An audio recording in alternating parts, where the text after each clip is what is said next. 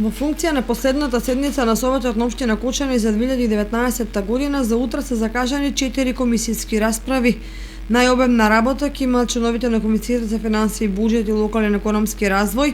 кои ќе расправаат по 13 точки на дневен ред. Советниците ќе разгледаат предлог програмата за одржување на сливните решетки за атмосферската канализација на подрачјето на општина Кочани за 2020 година,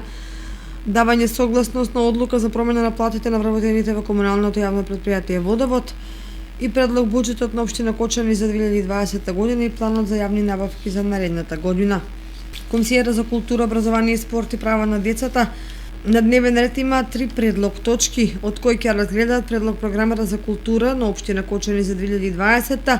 предлог програмата за поддршка на образованието во општина Кочани за 2020 и годишниот план за вработување во основното училиште Марина Попиванова за наредната година. Комисијата за комунални работи, планирање и уредување на просторот и заштита на животната средина и природата на дневен ред имаат 3 предлог точки, од кои ќе го разгледаат планот за работа, активности на комуналното јавно претпријатие Водовод за наредната година, давање согласност одлука за промена зголемување на цената на метар кубен геотермална вода и давање согласност на одлуката за промена на платата на вработените во комуналното јавно претпријатие Водовод согласно примената на законот за изменување и дополнување на законот за минимална плата во Република Северна Македонија. Комисијата за еднакви можности на жените и мажите на дневен ред има 3 точки, од кои предлог програма за јавна чистота на општина Кочани,